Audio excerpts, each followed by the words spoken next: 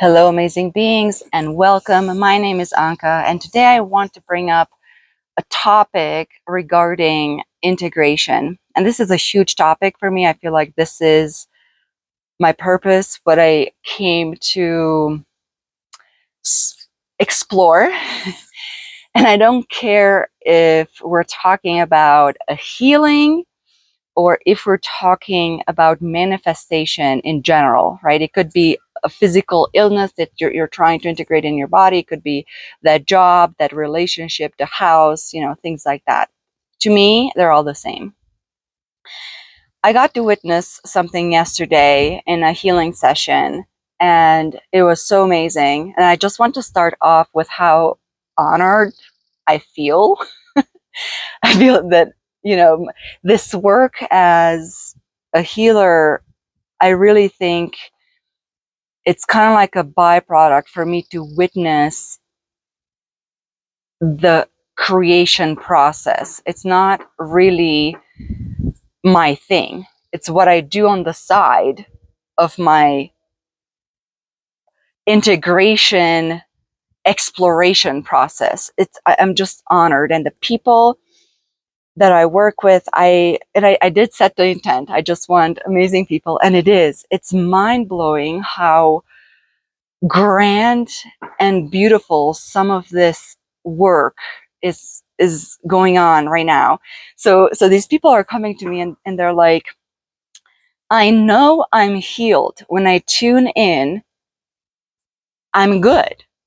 And then I get out of the meditation, or I get out of that space, and I have to meet my body. My aches and my stuff is coming back.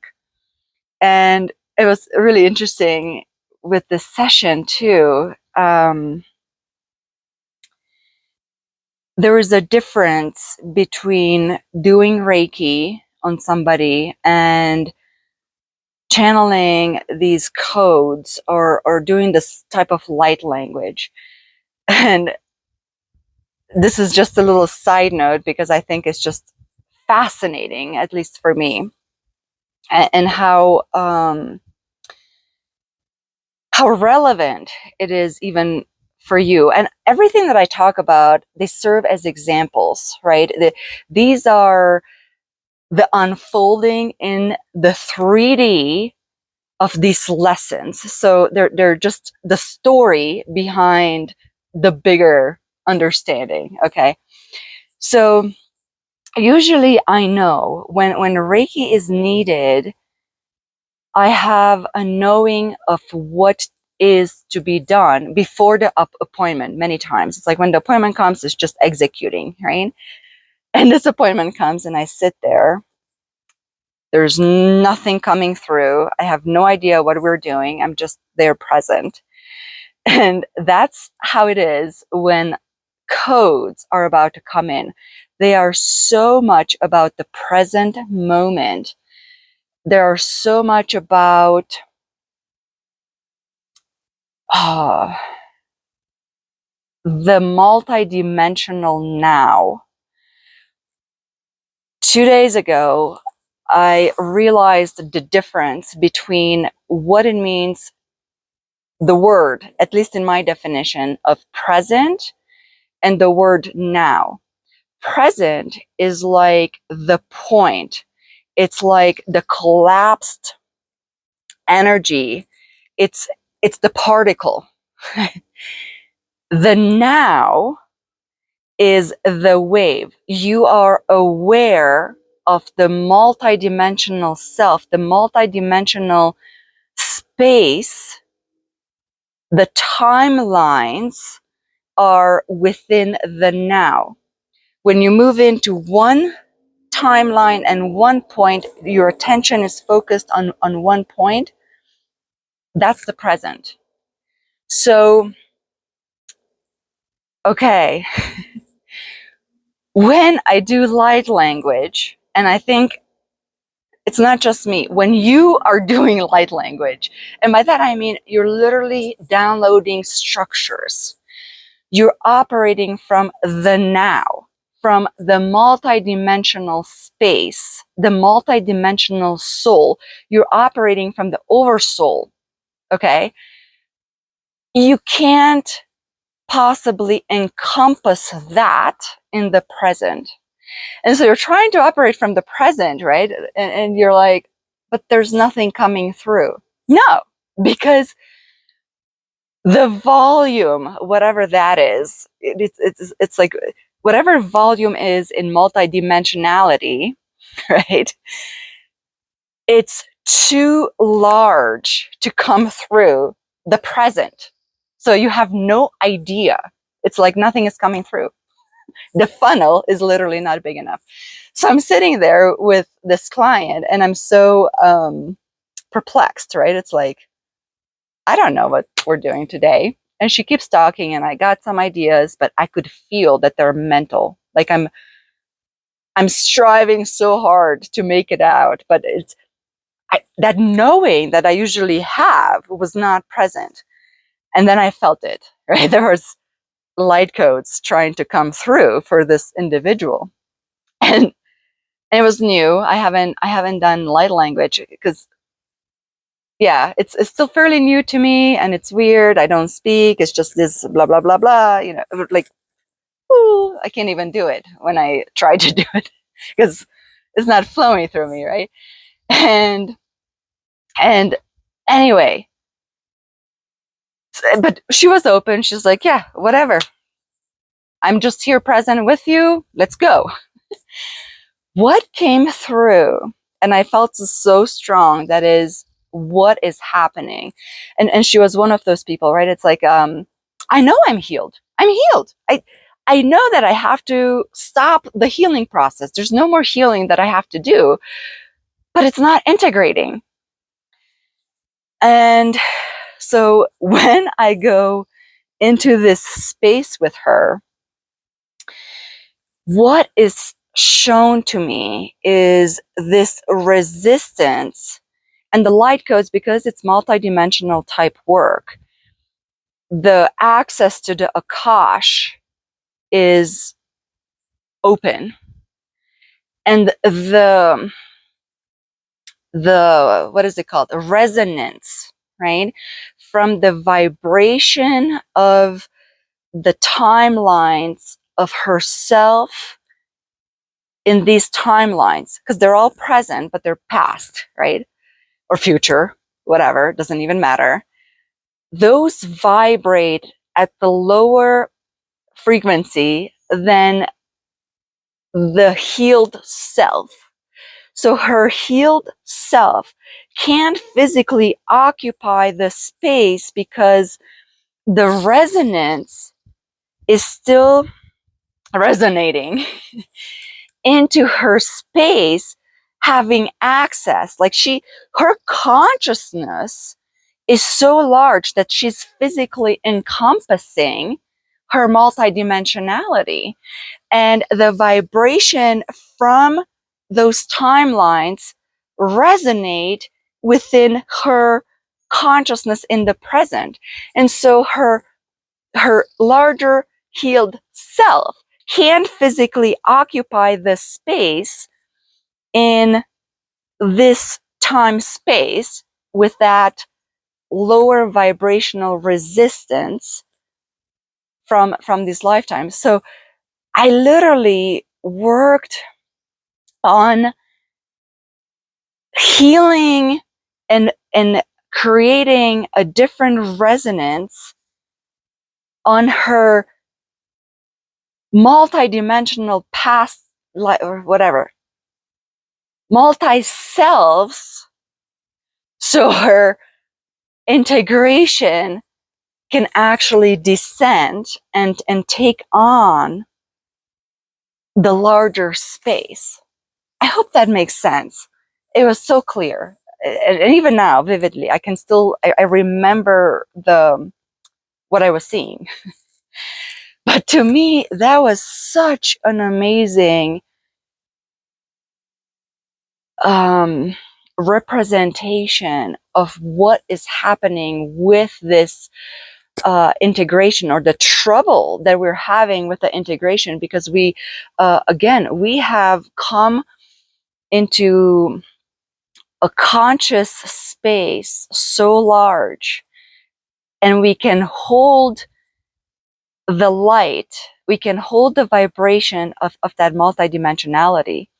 And so another note on manifestation, and I keep seeing taglines on videos and whatever, shorts. This is why you're not manifesting. This is what you're doing wrong. In my experience, we don't know why things are not manifesting. Okay, to me, that's the truth.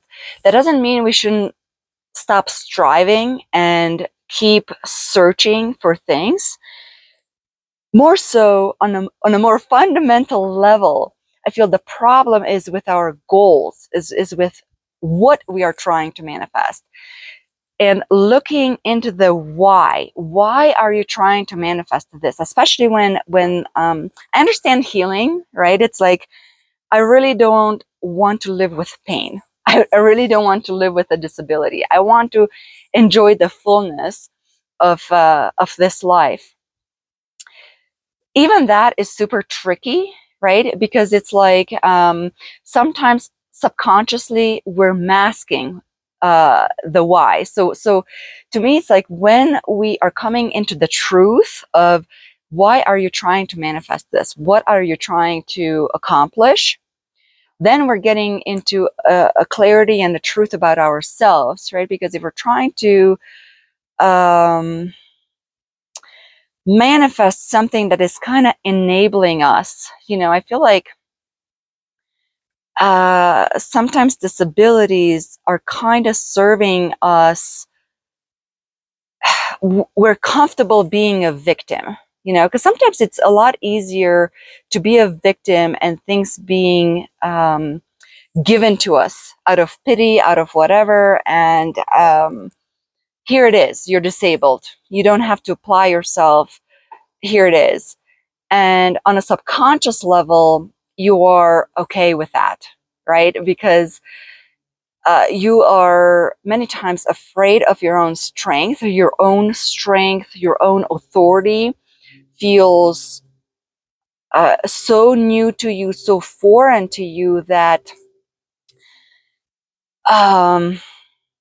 it feels strange. It feels like it's not part of you, right?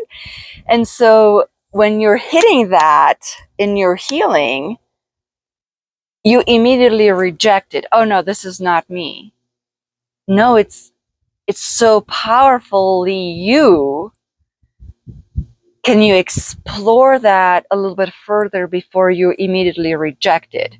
But if you don't have the tenacity, right, we don't have a little bit of the grit to move further in that exploration, then we back down, and then we are comfortable with whatever disability we have, right?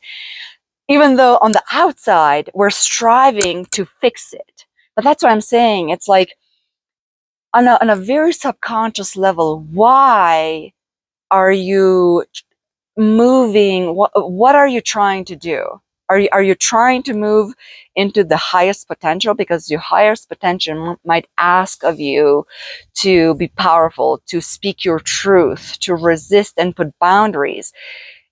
It's kind of a little bit of a war, right? It's a little bit of a conflict.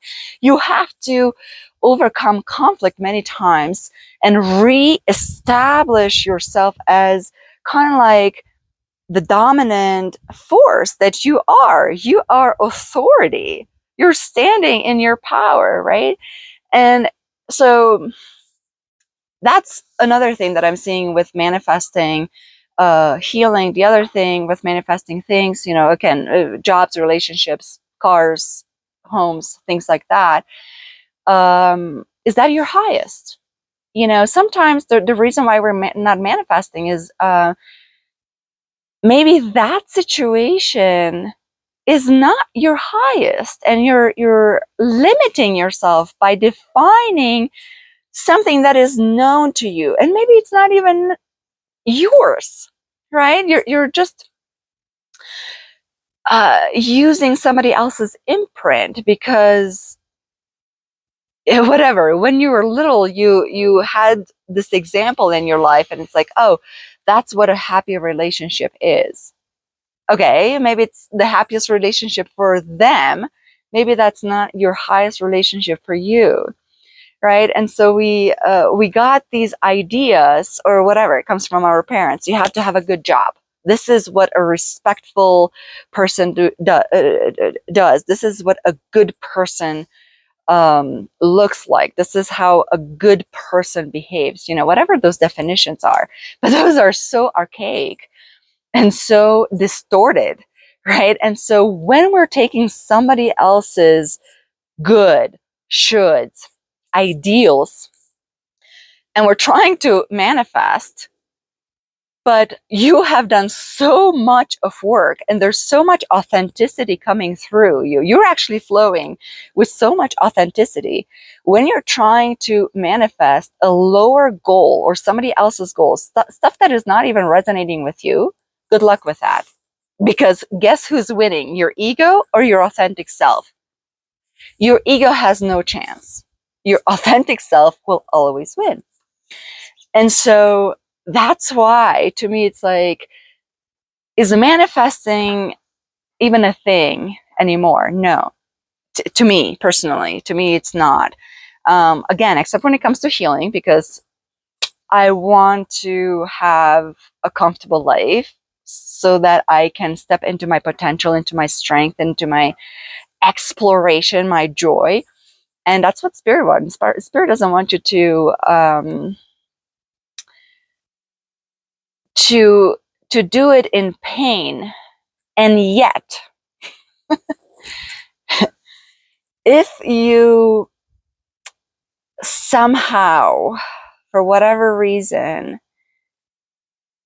signed up to explore the world with, I'm just going to call it, with a disability, then that's your highest. So it's almost like we have to come into this full acceptance of what is and explore whatever the situation is within that acceptance, right?